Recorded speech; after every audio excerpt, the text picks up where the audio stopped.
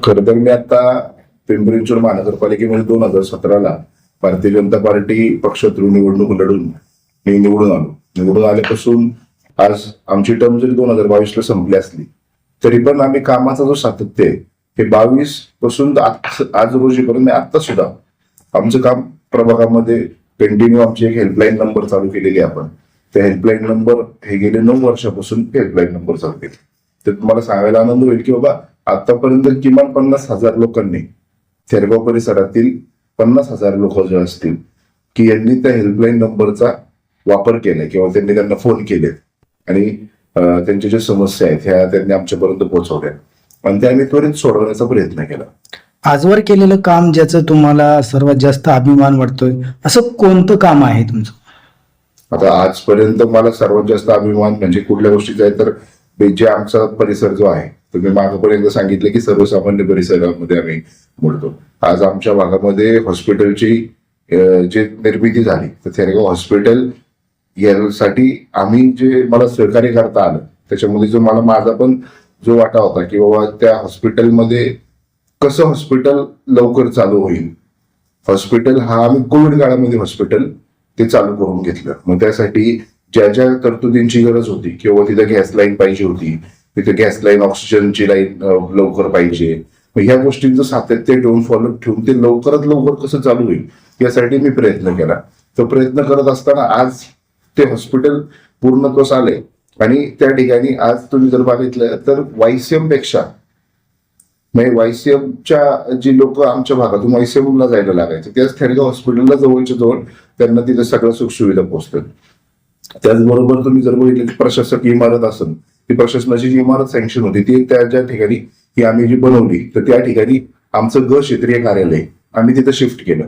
जे नव्याने निर्मिती 2017 नंतर ग प्रभाग झाला तर त्याचं कार्यालय आम्ही त्या प्रशासकीय इमारतीत केलं आणि त्याला ग प्रभाग बिल्डिंग असं असते ओळखली जाते. त्याच ठिकाणी तुमचे टॅक्स ऑफिस पण आहे, त्याच ठिकाणी तुमचं आधार सेंटर पण आहे. म्हणजे दैनंदिन जीवनामध्ये जे आमच्या भागातल्या लोकांना ज्या ज्या समस्या भासतात किंवा कागदोपत्री ज्यावेळेस मदत लागते तर त्यांना ऑफिस हे वॉकिंग डिस्टन्स वरती झालं. त्याच पद्धतीने जर बघायला गेलं तर आमच्याकडे सायकल ट्रॅक फुटपाथ जो आहे तो आम्ही तापकीर चौक ते थेरगाव फाटा हा सायकल ट्रॅक फुटपाथ केला आणि तो करताना याचा आनंद असा की साधारणपणे आम्ही किमान 400 ते 500 झाडं या फुटपाथच्या लाईनला लावली आणि त्या झाडांना एक कट्टा बनवला. म्हणजे असं त्याला प्रॉपर बनवल्यामुळे आज ज्यावेळेस एखादा माणूस चालत जातो विश्रांती म्हणून 2 मिनिटं त्या ठिकाणी तो बसू पण शकतो. त्याचबरोबर फुटपाथवरती चालणारी जी लोक आहेत ही सगळ्यात जास्त विद्यार्थी आहेत. म्हणजे तुम्ही जे एवढे शाळकरी विद्यार्थी आमच्या भागामध्ये जो 3 शाळा ह्या रोडवरती आहेत त्याच्यावर साधारण बघितलं तर 6,000 ते 7,000 विद्यार्थी या सगळ्या शाळांना मिळत आहेत. मग 6,000 ते 7,000 विद्यार्थ्यांची जी सेफ्टी महत्वाची आहे त्यांचे पालक असतील ते असतील हे इझिली त्या फुटपाथवरून ये जा करू शकतात. त्याच पद्धतीने जर अजून सांगायचं झालं तर जे थेरगावचे क्रीडांगण आहे हे क्रीडांगण बनवत असताना मला आनंद आहे की बाबा 75% ती जागा आमच्या ताब्यामध्ये होती महापालिकेच्या आणि 25% नव्हती. परंतु ती जागा वगळून 75% ताब्यात आहे हे पुढे सिद्ध करून शहर सुधारणामध्ये तो ठराव केला. तो ठराव करून बाबा ते ग्राउंड पटकन कसं चालू होईल त्याचं काम ह्याची फॉलोअप घेतला आणि तो फॉलोअप घेऊन आज ते ग्राउंड पूर्ण झालेलं आहे. तुम्ही जर सकाळच्या भागामध्ये बघितलं तर तिथं वॉकिंगसाठी बरीचशी लोक असतात. त्याचबरोबर तिथं खेळायला सगळे लहान मुलांना आज मैदानी खेळ खेळण्यासाठी ते ग्राउंड आहे. अशा पद्धतीने एक चांगलं ग्राउंड तिथं बनवलं.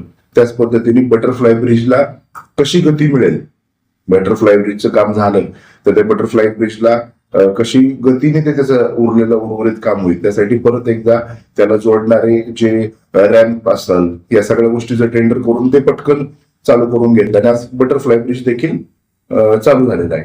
असे विविध काम आहेत. म्हणजे तुम्ही जर मला सांगितलं तर मी तुम्हाला सांगेल की बाबा गॅस दाहिनी गेली.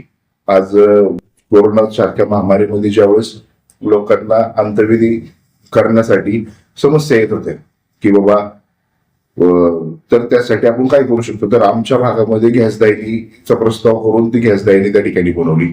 आज सर्वसामान्य कुटुंब असेल किंवा एखाद्या कुटुंबामध्ये लोकसंख्या कमी असेल तर त्यांना ते अंत्यविधी करण्यासाठी ते सोपं जातं.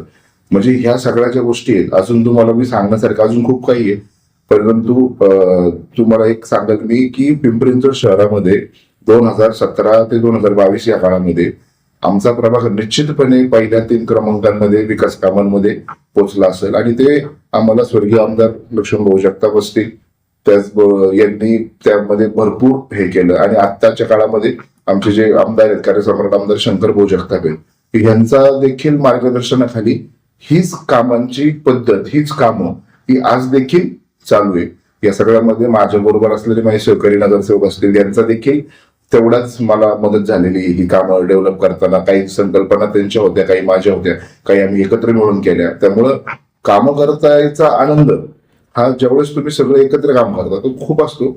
आणि आता डेव्हलपमेंट चांगली जेवढी करता येईल तेवढी केलेली आहे. येणाऱ्या काळामध्ये देखील मला ह्याच्यावर ऍडव्हान्स आपण काय करू शकतो, उदाहरणच द्यायचं झालं तर माझं थेरगाव हॉस्पिटल आमचं आहे, आता ते तयार झालंय, तर अजून तिथं शेजारी एक जागा आहे, तर त्या ठिकाणी आपण कॅन्सर हॉस्पिटल कसं करू शकतो लवकरात लवकर, त्याच्यासाठी पाठपुरावा आतापासूनच आम्ही चालू केलेला आहे. त्याच पद्धतीने तुम्ही जर थेरगाव क्रीडांगण आता आहे, पण आज नवीन ह्याच्यामध्ये टर्फला जास्त प्राधान्य लोक देतात, टर्फ ग्राउंडला. तर मला टर्फ ग्राउंड अजून किती बनवू शकतो आम्ही, ब्ल्यू लाईनच्या महापालिकेच्या कुठल्या कुठल्या जागा आरक्षित आहेत.